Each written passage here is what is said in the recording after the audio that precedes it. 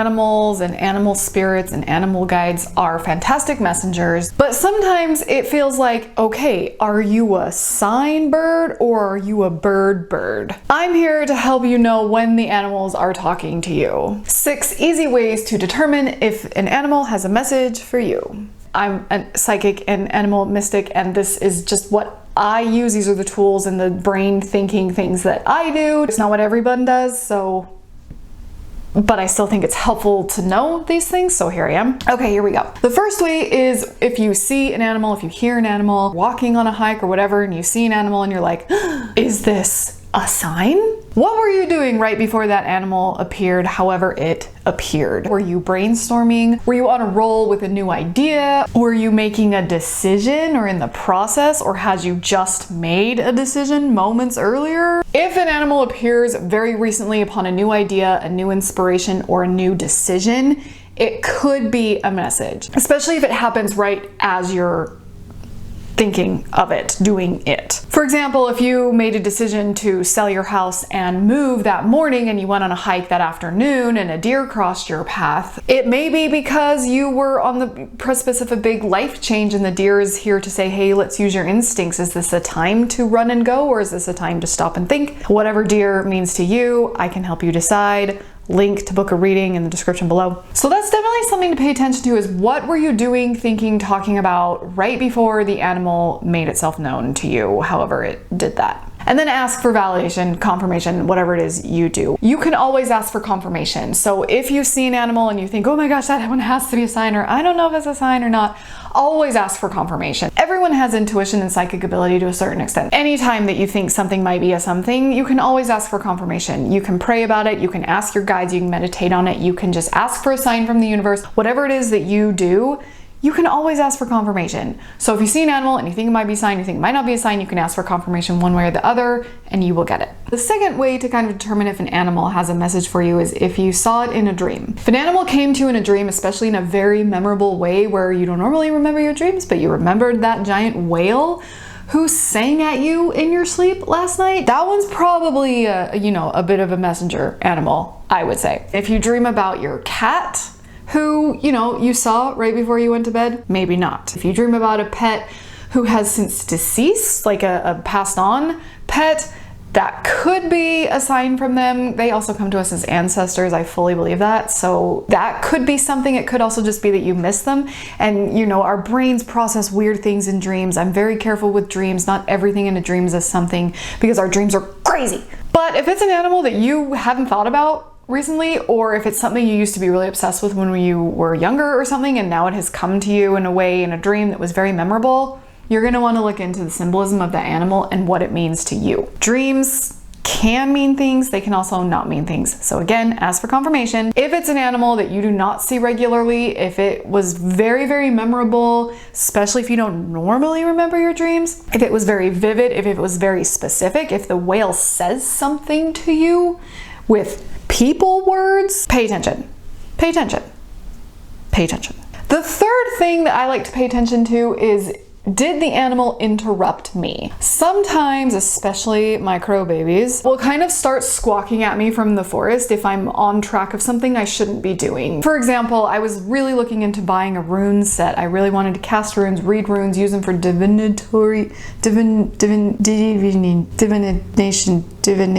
psychic purposes. I had a couple, looking at on Etsy and other independent sellers and things like that. Crows outside my window would not stop. We get hawks sometimes that come in, the crows don't like those. So a lot of times that's what they're squawking about. Sometimes they're just having, a domestic dispute. It happens to the best of us. But I looked out my window and there was no hawk, and the crows, there were 2 or 3 of them facing my window. And they were both just squawking and squawking and squawking. What is going on? What do they need me to know? And I see all these runes up on my screen and I kind of look and they're squawking and I'm like, should I not get runes? And then they're all nice and quiet again.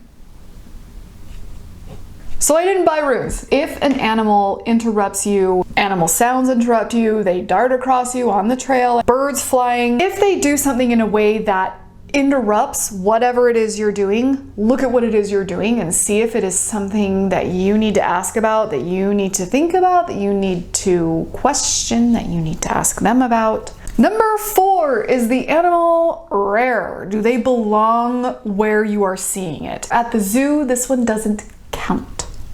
I live with a little bit of acreage and it is just forest. I'm in a forest neighborhood. All of them live here, okay? So just seeing one doesn't necessarily mean it is a sign. That's why I had to really start finding ways to identify between sign groundhog and groundhog. I deal with the groundhogs a lot.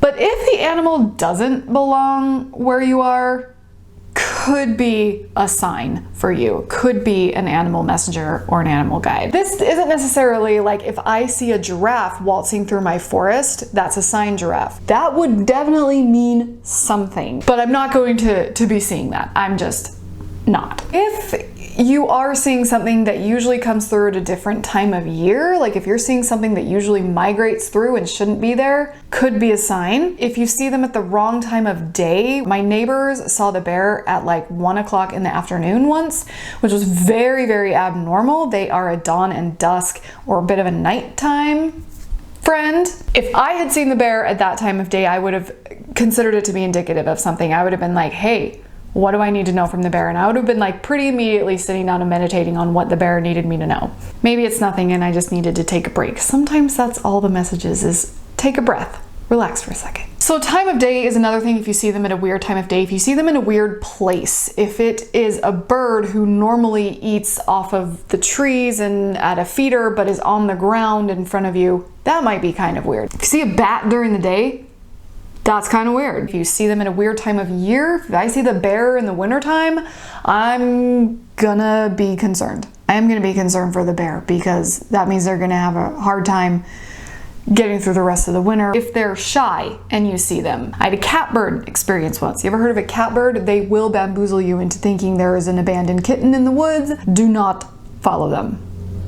They're just laughing at you. They like to be heard and not seen. You can see them. It's not like rare and elusive, but they just don't like to come out, especially around people, very much. And so when I had 3 or 4 catbirds just out on my lawn, like flipping their little tails up, they were fine with me. That was a moment of, hey, pay attention. Catbird has something to say. Anything where you see them that is a weird time or place to be seeing them, unless you're at the zoo. This is where it is very handy to know a lot about the animals who are around you. I spend a lot of time watching animal documentaries and reading about them and learning about them. I just love it, so I do it a lot. Knowing kind of the basic habits and times of day and times of year to be seeing the animals that are around you naturally is definitely going to help you to know when you're seeing them at an odd time. That means it could be a message for you. It's definitely a sign for climate change. Know that. I know that makes this more confusing, but I need you to know that the animals are suffering. Please care. All right, I'll step off my soapbox for now. Number 5, are you seeing this animal in other places? Repetition is definitely a way that you can know. If you see a rabbit in your yard, you think, okay, or, we get rabbits every once in a while, we get rabbits every spring, whatever. Okay, I turn on the TV and very randomly there's a rabbit documentary. Huh, interesting, coincidental. You go to the store and, they're having a liquidation sale on rabbit t-shirts and they're everywhere. These are the kind of repetitions I'm talking about. These are the little synchronicities and the little confirmations from the universe that's like, hey, yes, rabbit. Speed up whatever it is you're being slow about. Fertility. Rabbit can mean many things. If you're seeing an animal over and over again in different ways, in art, in merchandise, on TV, in YouTube ads, they kind of randomly come up for you. Song comes on the radio that happens to mention horses and you just drove by some horses and then you hear the song about the horses and you get to the store and the first thing is the sale on horse figurines. Horse is trying to get your attention.